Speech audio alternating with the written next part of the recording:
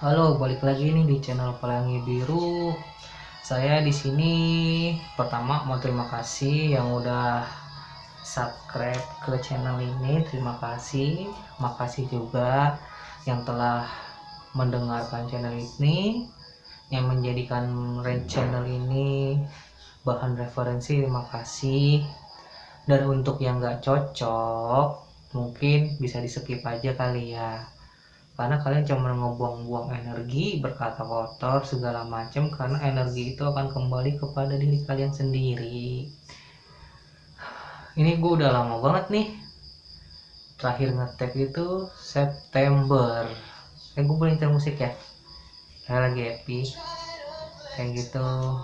September terakhir, habis itu gue sakit-sakitan terus sampai sekarang pun masih sakit-sakitan. Dan sekarang ini Februari tanggal berapa nih, 16, 17, entah kan tanggal segitu. Oke, karena banyak juga teman-teman gue atau orang yang kenal gue bilang, lu seharusnya kalau ngomong tuh jangan setengah-setengah, ya kan, masalah perihal tuh tentang syariat, tarikat, hakikat, dan makrifat, seperti mencari guru. Soalnya gimana ya, gini loh, kita tuh dalam mencari guru itu seharusnya kita melihat dari segala segi ya. Pertama, apakah dia memahami tentang sesuatu yang namanya syariat, karena landasan Islam sendiri itu di tiang paling bawahnya itu adalah syariat. Ya, syariatnya itu seperti apa? Contohnya, manusia hidup itu harus makan. Makan itu adanya di dunia. Dunia itu adalah masih bagian dari syariat ya. Lambung itu masih syariat, seperti itu. Kayak gitu. Hakikatnya apa? Yaitu adalah dari nafas yang nggak bisa kita apa ya ngomongnya, yang bukan kita tentukan, atau gimana ya gue ngomongnya, susah juga sih. Kita skip aja ya, kita langsung lompat aja deh kayak gini. Misalkan ya, di dalam gue di sini cuma ngasih gambaran aja, jadi gue di sini nggak mau menggurui, nggak mau memberikan info, tapi gue kasih gambaran aja ya. Jadi seperti ini, ketika lagi gue masih ngeblank soalnya masih sakit. Gimana ya, ini maaf nih buat untuk yang non muslim, maaf banget karena memang sekarang lagi temanya memang bahasnya ke ranah agama saya sendiri. Jadi gini, di Islam itu diwajibkan, paling wajib adalah sholat ya. Ini kajian ya, sholat. Di dalam sholat itu semuanya ada ya, semuanya ada, dari namanya hakikat ibu bapak, dari namanya hakikat malaikat, sampai hakikatnya Rasul sendiri pun ada gitu loh. Makanya di sini gue berani bantah kalau ada orang yang bermimpi tentang Rasulullah itu sebenarnya bukan Rasulullah gitu loh, karena agak susah gue ngejelasinnya kayak gitu ya. Lompat lagi, jadi gini, di dalam sholat itu ada namanya syariatnya. Syariatnya apa? Syariatnya adalah tubuh manusia itu sendiri atau jasmani ya. Yang kedua hakikatnya apa? Adalah doa. Makanya kan ada orang ngomong, ya elah sholat cuma nunggang doang, ya elah sholat cuma baca doang. Nah, syariat pun ada tata caranya. Misal, nih gue kasih contoh ya.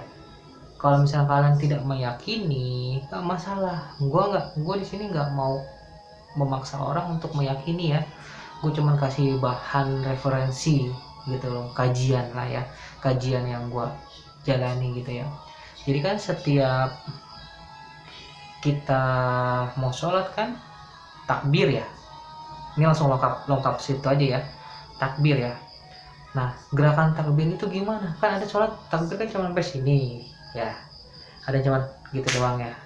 Kadang gue lebih banyak pakai sini, terus kaki dikangkangin gede-gede. Ini mohon maaf nih ya, kaki dikangkangin gede-gede, padahal untuk pembatasan kan dari bahu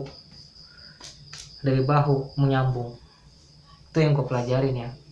Nah ini masih syariat. Nah syariatnya seperti apa, gerakan, apakah gerakan kita sama dengan apa yang Rasulullah ajarkan? Karena kan Rasulullah pernah bilang 72 atau 73 kan hanya satu yang mengikuti dia, kayak gitu. Jadi di sini sangat banyak gitu loh. Gue kasih contoh ya, misalkan Allahu Akbar kan begini ya, kan ada yang begini. Nah itu kan silahkan kalian kaji sendiri, cari tahu sendiri. Gue cuma kasih gambaran kan, pas Allahu Akbar terus tangannya kemana, tangannya ke perut sini atau ke atas pusar atau ke dada atau gimana, itu syariatnya ya. Hakikatnya doa gitu loh. Sebelum itu sesudah takbir itu baca doa apa? Kan ada tuh orang yang langsung misalkan baca doanya langsung ke Al-Fatihah, parah-parahnya lagi Al-Fatihahnya nggak pakai bismillah, padahal udah hakikatnya itu gimana sebelum baca Al-Fatihah itu kemana gitu. Ini jadi gue mengajak ini ya mengajak cara berpikir ya, referensi gitu loh. Karena di sini nih gue sangat sedih ya, nggak marah karena bukan urusan gue itu. Gue sangat sedih ketika ada orang yang diagung-agungkan se-Indonesia ini datang dia pas gue nonton, wah bacaan hakikatnya tuh nggak ada, maaf kata kayak gitu. Banyak gue debat sana sini, ini silat bacanya, tapi yang gue debatin juga nggak ngerti, jadi gue sekarang banyak diem kayak gitu ya. Nah jadi di sini maksud gue adalah dalam kita mencari guru, kita harus memahami dulu syariatnya, tarekatnya, hakikatnya, baru ke makrifat. Syariatnya adalah pola hidup gitu loh, pola hidup dia seperti apa, kelakuannya seperti apa, kayak gitu kan. Tarekatnya baru boleh dah lo ke ke agama, mulai pelan-pelan gitu loh. Baru hakikatnya dia memahami nggak sesuatu hal, jangan konyol-konyol. Kita sholat ke kiblat, ngadep kiblat itu ada maksudnya, ada maknanya, bukan kayak sesuatu hal kita ngadep ke sana tuh karena Tuhan tuh di sana. Gimana nih itu ceritanya? Jika Allah itu mempunyai suatu tempat, bertempat di suatu tempat di bumi ini, ya berarti kan gimana? Gak berkuasa dong, ini kan mempunyai tempat gitu loh.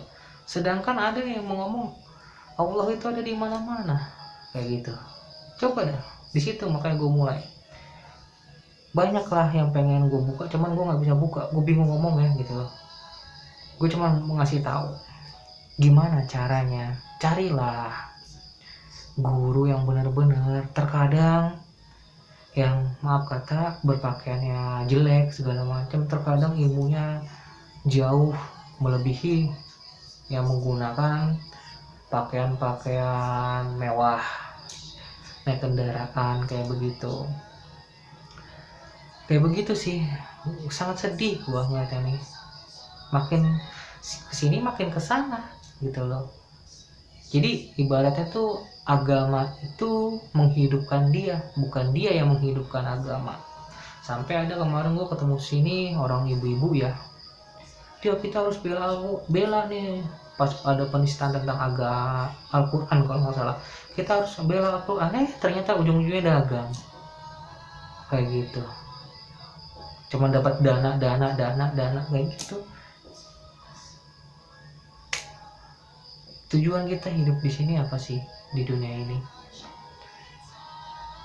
Kita mau punya pasangan, nanti pasangan kita mati, kita juga bakal mati kayak gitu. Carilah guru yang benar-benar.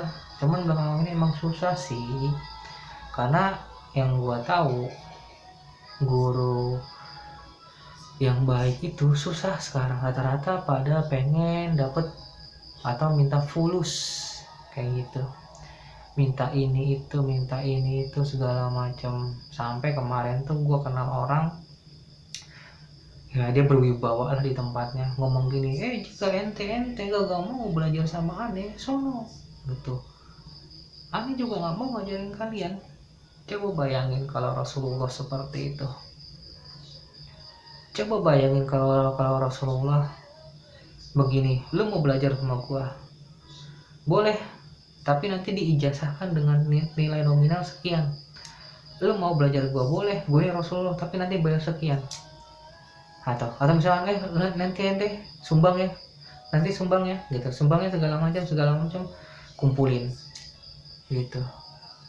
Rasulullah pun mengarang anaknya loh, ketika anaknya ini siapa gue lupa ya, dapat kiriman kurma, anaknya mau makan, diambil sama Rasulullah, apa ya, keluarga saya atau anak saya atau saya tuh bukan orang yang peminta jadi taruh lagi tuh, ada hadisnya, coba cari dah silakan.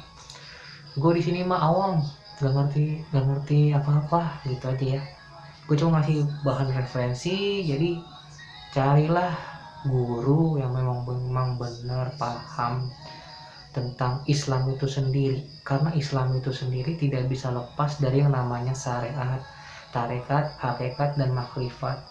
Syariatnya dalam Islam itu, kita itu pertama tuh kayak apa ya, mengenal dulu, mengenal cara sholat, mengenal membaca Al-Quran kayak gitu kan ya, mengenal ibadah ini, mengenal ibadah itu.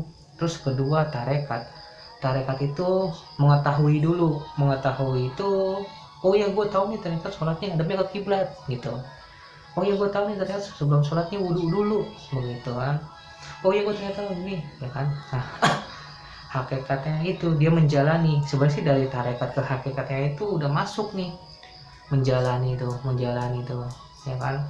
Nah, kemakrifatnya itu inti dari segala inti yang tadi gue jelaskan.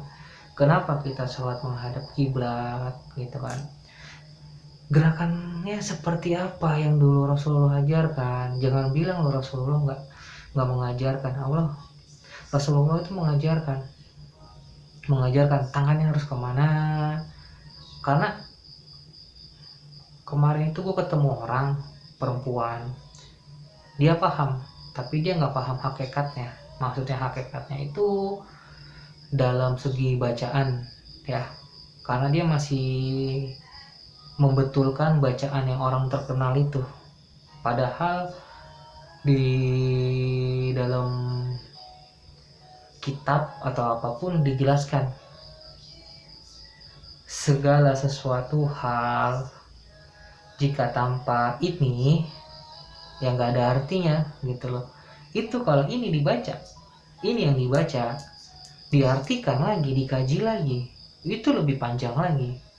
Di situ terdapat kalimat ini, kalimat itu, ini gue sebut aja kali ya, karena gue nggak mau coy, gue takutnya nanti gue menyebut, mengajarkan, kalian menerima, kalian salah paham, nanti dosanya ke gue. Karena kan di sini kita nggak ada ijab kabul gitu, nggak ada pembetulan. Jadi kalau misalkan kalau ada ijab kabul itu nanti akan ada pembetulan yang memang harus hak gue ngebetulin. Tapi kalau nggak ada ijab kabul, ya gue bukan hak gue, cuman nanti tetap gue berdosa kayak gitu. Gue nggak mau gitu. Dan gue sampai sekarang udah nggak mau lagi ngangkat murid segala macam, udah nggak mau. Gue udah mau bebas ya, cuma nggak bisa sih. Kayak gitu sih. Gue mau ngasih tahu banyak tapi bingung. Kenapa yang gue ngomongin sholat. Di dalam sholat itu banyak banget. Di situ ada hakikatnya, gue sebutin dikit aja ya. Ada hakikatnya. Tadi udah sih belum sih? Ibu dan ayah. Ada hakikatnya malaikat. Ada hakikatnya Rasul. Ada hakikatnya para sahabat Rasul. dan di situ ada hakikatnya Allah itu sendiri. Sampai hakikat puasa pun ada di sana. Kayak begitu. Ngaji ginian nggak bisa sembarangan. Lu butuh guru yang bener-bener khatam gitu. Nggak bisa lu ketemu guru, lu ngebawa permasalahan ini, lu membawa permasalahan, ya taruhlah hakikat ini, nggak ke makrifat dulu ya, ke hakikat ini ke guru yang syariat. Wah habis lu, dikatain sesat, dikatain bego, dikatain tolol. Nggak bisa. Kita harus menempatkan ini kepada tempatnya, orang yang ngerti. Kayak begitu. Karena gue pernah sendiri, dia ini syariatnya jago segala macem. Ketika gue bertanya seperti ini, kan di dalam syahadat itu ada persaksian ya, asyhadu alla ilaha illallah wa asyhadu anna muhammadar rasulullah.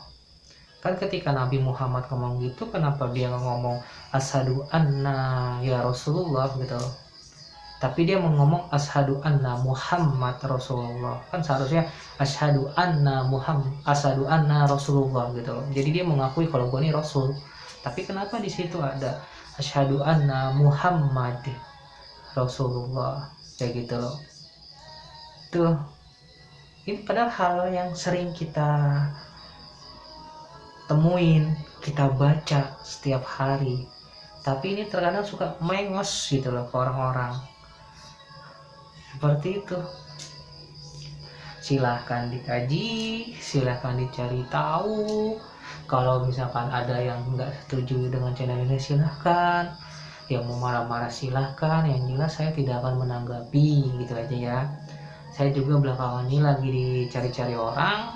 Saya juga udah nggak peduli nolongnya orang lagi, karena saya sudah punya planning lain ya. Jujur aja saya udah punya planning lain untuk keluar atau apapun itu, sudah ada ketentuannya. Saya nggak tahu gimana pun, jadi saya udah nggak peduli lagi. Ini mungkin adalah video terakhir saya atau gimana, saya nggak tahu. Cuman selama saya masih bisa buat video kayak sekarang ini, saya maksain banget, makanya banyak ke-brand segala macem ya saya buat kayak gitu ya. Karena terkadang video ini saya buat ini untuk diri saya sendiri, terkadang masih saya nonton, saya dengarkan kayak gitu. Karena terkadang sesuatu hal yang saya ucapkan ini bukan dari memang rencana saya atau yang saya pikirkan, tapi memang ada yang mengucap keluar begitu aja kayak begitu. Oh ya, di sini saya dikit mau menyampaikan ya, makanya kan kemarin tuh ada orang tuh ngotot, dia mimpi ketemu dengan apa, Rasulullah itu sendiri. Saya bantah ya enggak lah kayak gitu. Dia ngomong emang kenapa segala macam. Pertama, kita nggak tahu wujudnya Rasulullah itu seperti apa, mukanya seperti apa, tingginya seperti apa, nggak tahu. Kedua, kalau kita baca tentang apa ya, level Rasulullah itu level yang sempurna. Kita ini apa? Kita mau puasa 1000 tahun pun nggak bisa sejajar dengan dia. Jangankan dengan Rasulullah deh, dengan yang wali-wali yang di Indonesia ini aja belum tentu bisa. Karena apa? Karena perbedaan letaknya di iman. Di iman kayak gitu, dan keyakinannya beda, apalagi dengan Rasulullah. Sebenarnya arti mimpi Rasulullah itu ini loh, mengingatkan kita bahwa kita harus balik lagi ke ajarannya Rasulullah. Kalau ada orang yang bermimpi itu, biasanya orang-orang kayak gini sedang melakukan pembelajaran atau tirakat atau belajar apa seperti itu gitu. Jadi kalau misalkan ada yang masih ngotot ketemu Rasulullah, ya monggo silakan. Kalau saya sih enggak, sangat susah ketemu Rasulullah itu nanti ketika semua ini sudah dibangkitkan, dibangkitkan, kita dalam keadaan telanjang semua, dibangkitkan, Baru nanti tuh dari Nabi Adam ya, plak bangun, dia berkata, mana kaumku, ngumpul kaumnya. Terus kitab Jabur ya, apa Taurat lupa saya, itu Nabi Daud ya, mana kaumku, kumpul seret ya kan. Terus kitab selanjutnya, mana kaumku terkumpul, mana kaumku terkumpul ya, sampai ke Nabi Muhammad tuh sendiri, mana kaumku katanya terkumpul ya kan. Masing-masing dari yang kumpul itu jadi mendapatkan sebuah barisan, jebret segala macam. Baru nanti jalan ya. Selama kita jalan di padang mahsyar itu atau di padang pasir yang mataharinya cuma sejengkal kita, nanti di situ banyak kejadian-kejadian. Lu akan melihat ketika nanti ada orang yang menaiki domba, ada orang misalkan yang kakinya terikat tapi dia nyeret banyak mayat gitu, banyak yang mayat diseret gitu tuh, mayat tuh itu gitu loh. Itu biasanya orang-orang yang ngebunuh orang kayak gitu tuh, nyeret ya, itu udah neraka tuh dia tempatnya kayak begitu. Terus habis itu lu akan melihat nanti banyak orang yang apa, misalkan menunggangi hewan lain itu segala macam di situ kayak gitu. Terus sampai nanti dapat ada kolam, jebret kolam kayak gitu, di mana semua orang kausan itu dijaga ya, dijaga segala macem. Ketika lu mau minum dipukul, cek siapa lu gitu kan, kalau bahasa kita ya, siapa lu, ya gue manusia, gue nggak bisa puk, dipukul segala macam. Terus ada yang mau minum nggak bisa lagi, baru datanglah para nabi itulah ya, assalamualaikum, kalau bahasa Islam ya, maaf nih, assalamualaikum, saya dari ini belum, oh silahkan minum tuan gitu kan. Sampai Nabi Muhammad sendiri pun minum di terakhir loh, dia mendahulukan pengikutnya dulu atau umatnya, silahkan gitu. Nah di saat nanti pas timbangan itu, Nabi Muhammad itu berdoa loh, ya Allah tolong ringankanlah dosa-dosanya, ringankanlah kesalahannya, ringankanlah bebannya, pokoknya begitulah intinya. Tetap aja nggak bisa kan, segede biji kacang hijau, kebaikan lo kesalahan lo tetap dihitung kayak cepet kan. Ketika lo masuk neraka, yang mengaku Islam ya, yang mengaku Islam, kenapa gue bilang mengaku ya, dia mengaku karena dia nggak menjalani apa yang Rasulullah itu ajarkan. Misal contoh, lu disuruh sholat ya kan, sholat lu aja bolong-bolong kayak gitu ya, maaf kata nih kayak gitu kan. Terus Rasulullah mengajarkan seperti ini ya kan, menebarkan kebaikan ya kan, tapi yang lu lakukan adalah korupsi, nilep duit, bohong segala macam. Nah kayak gitu tuh kebanyakan nanti sih para nabi-nabi ini menangis karena melihat kaumnya lagi seperti ini loh. Misalkan ya di zaman Nabi Nuh lah ya kan banyak kaumnya tuh, itu sebenarnya kaumnya itu adalah kaum Nabi Nuh, masih tanggung jawabnya Nabi Nuh sebenarnya. Tapi kan Allah di situ berkata, bawalah sebagian kaummu yang memang mengikutimu kayak begitu. Sama juga seperti Nabi Muhammad ini, bawalah kaummu yang mengikuti ajaranmu begitu. Jadi nggak bisa loh, gue Islam nih, makanya gue sering debat nih sama orang, jujur, sama guru gue sendiri aja gue debat kok, karena nggak masuk hitungan kita, nggak masuk hitungan gue ya, karena orang Islam ya kan anti masuk neraka karena udah baca syahadat ya. Kalau baca syahadat terus kenapa lu ibadah cuman pas hari bulan puasa doang, sampai ada yang ngomong nih kan, nanti apa selesai puasa kembali fitri lagi, ya kagak bisa. Emang lu pikir malaikat bawa hapusan kayak gitu kan, lu udah berbuat dosa ya dicatat, cara ngilangin gimana ya, lu buat baik gitu loh. Ini keburukan lo segini ya kan, kebaikan lo segini, ya tetap menang keburukan. Nggak ada lu puasa di bulan Ramadan tuh segala macam tiba-tiba ini hilang nih semuanya, enggak. Makanya di bulan Ramadan tuh lebih banyak kan untuk beribadah, untuk berbuat baik, untuk apapun itu, hal-hal untuk kebaikan. Jadi kebaikan lu segini, tapi selesai bulan Ramadan lu berbuat buruk lagi begini. Contohnya begini, sholat lah ya, sholat lu cuman ada di bulan Ramadan, terus di bulan-bulan lainnya kemana lu, kayak gitu kan. Atau begini, selama sebelum bulan Ramadan, wah lu bergaul terus hubungan suami istri, padahal bukan halal ya, bukan haknya, ya kan, bukan suami istri lah gitu kan ya.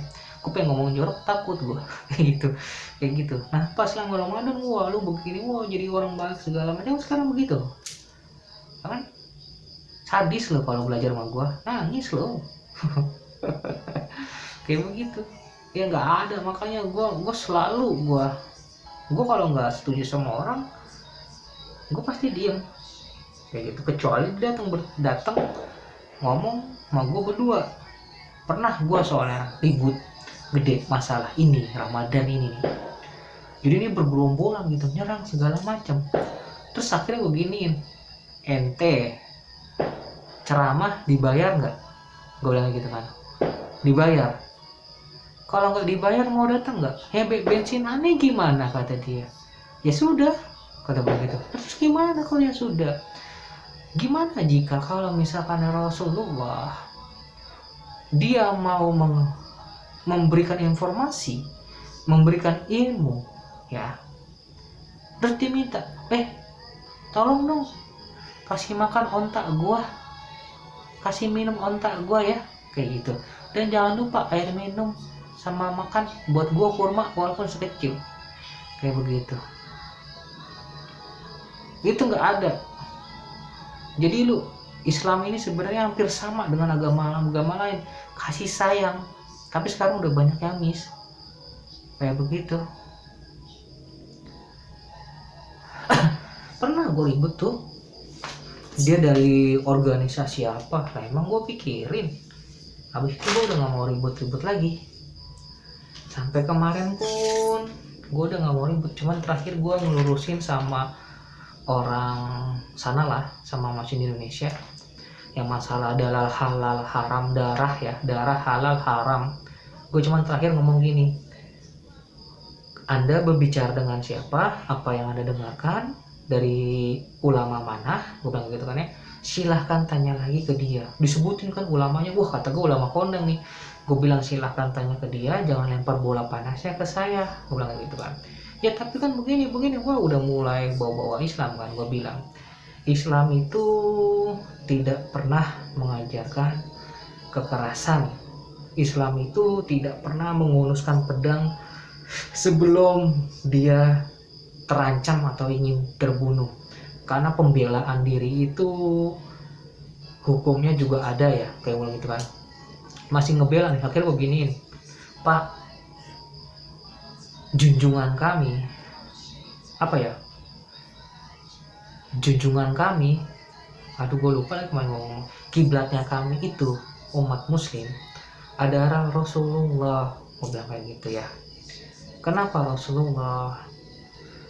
Agama yang memilih Rasulullah itu Nabi Muhammad. Nah ulama ini yang memilih agama, bisa bedain ya Pak? Gue bilang gitu.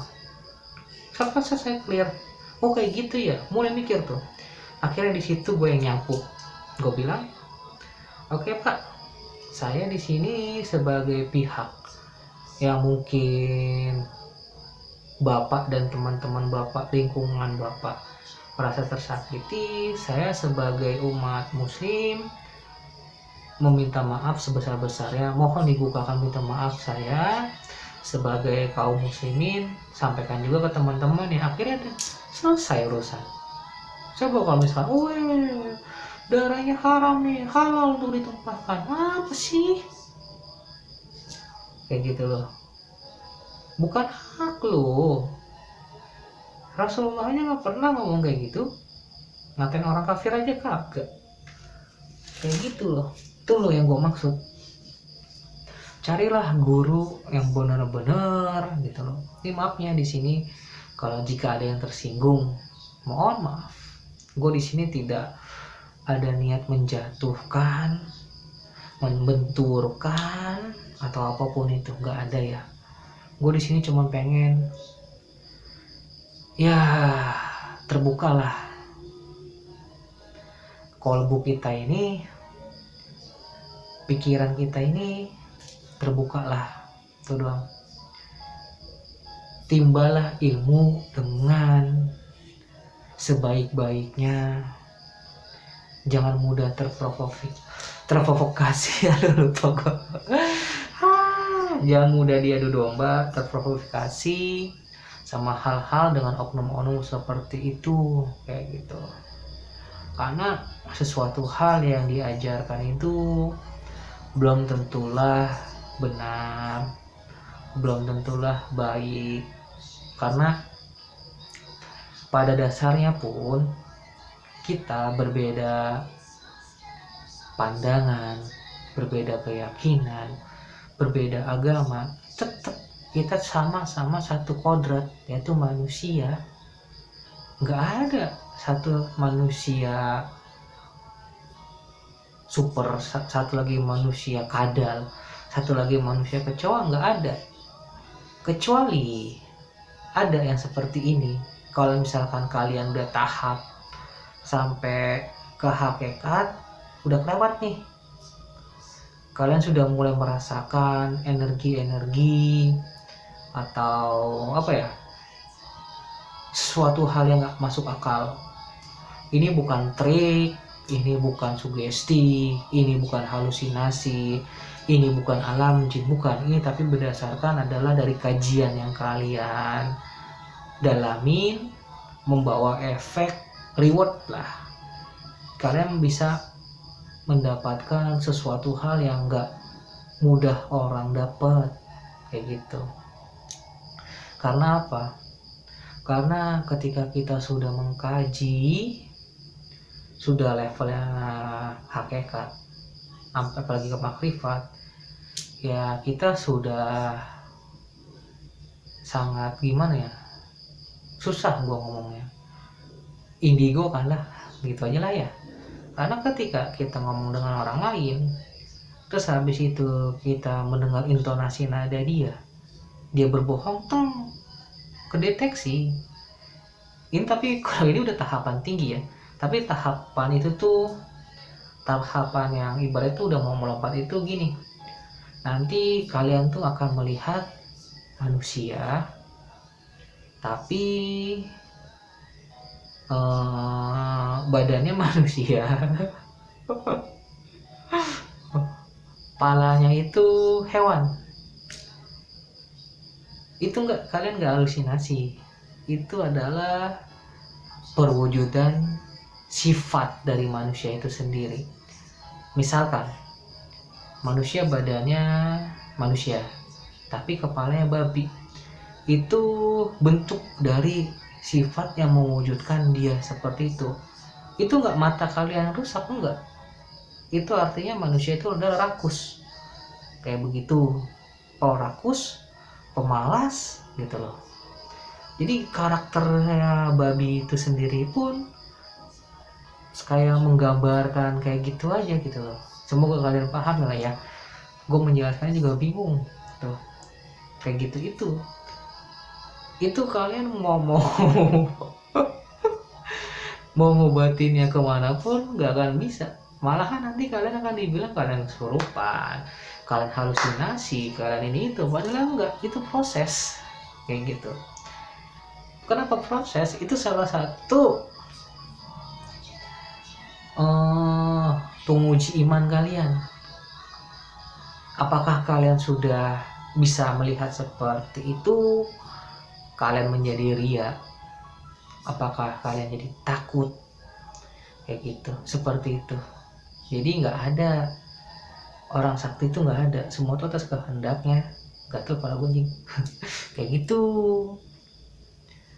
nggak ada. Makanya kan kalau ada orang bilang orang udah selesai makrifat nih sakti segala macam, sakti dapat kelebihan itu cuman reward yang Allah titipkan kok, kayak gitu, yang Allah titipkan. Kenapa kalau misalkan kita mengaji kayak sampai ke makrifat itu dapat riwayat seperti itu? Ya karena kita biar tahu semuanya gitu loh. Cuman Allah nggak mengizinkan satu, yaitu roh, nggak diizinkan. Tapi ada orang yang bisa mengkaji roh itu. Kalian kalau udah sampai dapat kajian melihat apa itu bentuk manusia berkepala hewan kayak gitu, kalian untuk berbohong kepada orang lain yang nggak kalian kenal tuh kalian nggak akan sanggup. Mulut nih begini, tremor kayak gitu. Karena apa? Kalian akan takut kalau gue bohongin dia, konsekuensi yang gue terima ini gitu loh. Ya Rob, gimana nih? Takut, tremor kayak gitu. Zaman sekarang mau nyari kemana kayak gitu susah banget. Mau yang baju juga kebanyakan ya gitu, kalian nilai sendiri aja. Itu doang sih. Cuman saran gue, jika memang ada yang mengaku memahami syariat, tarekat, hakikat, makrifat, ya alhamdulillah. Cuman dilihat dari segi syariatnya di dalam kehidupannya, apakah dia ria, apakah dia sombong. Karena dalam bentuk apapun kita, misalkan ya orang itu tamat katanya pakai makrifat, dia orang kaya, dia tidak akan menonjolkan kekayaannya itu. Misalkan di dalam pergaulan, jepret, ya kan, lingkungannya seperti apa, ya dia membaur seperti itu. Enggak akan dia pakai batu permata, jam tangan mahal, pakai emas, enggak akan kayak gitu. Dia akan membaur gitu loh dengan lingkungannya kayak gitu, dan dia tidak akan pernah ria. Malahan lebih banyak tangannya itu di atas ya, nggak begini, nggak tangan di bawah tapi tangannya di atas kayak begitu. Dan dia nggak akan tuh misalkan lu mau jadi murid gua bro, oke bro, di saat gue jasakan, tapi gue jasakannya dengan nominal sekian. Nah ini gue sempat berantem kok sama teman gue yang ada di organisasi kayak gitu. Makanya gue sekarang udah nggak di organisasi dari tahun 2015 ya, udah keluar. Padahal organisasi gue organisasi yang sangat susah dimasukin kayak gitu. Karena sebenarnya sih masuk akal juga omongan teman gue itu. Kalau misalkan gak gue tarifin, mereka gak ngehargain gue. Ya bener, gue juga ngerasain banyak kasus yang gue terima segala macem sampai harus ngorbanin diri sendiri kayak gitu kan.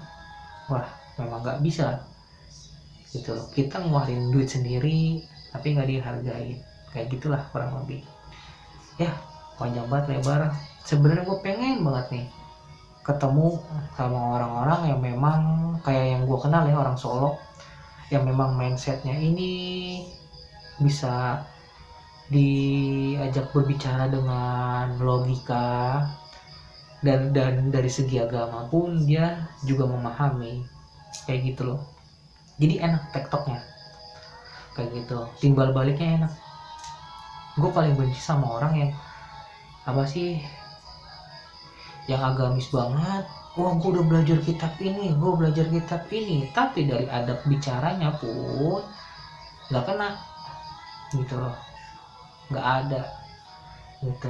Bukankah seharusnya kita memahami nya ini kayak gini loh, kita memang udah benar-benar memahami ya, kita ini nggak ada kosong, kita ini nggak ada apa-apanya kayak gitu. Kurang lebih kayak gitu aja kali ya. Gue mau bahas satu tema lagi, penting juga sih tema itu. Oke, lain kali semoga umur gue pun panjang, semoga gue bisa buat video lagi segala macam. Untuk tafsir mimpinya mungkin gue akan buat listnya lagi kali ya, tapi nggak tahu nih soalnya banyak juga mimpi-mimpi yang belum gue tafsirin, bukan tafsirin ya, referensiin kayak gitu. Masih banyak. Makasih ya yang udah ngeliat channel ini.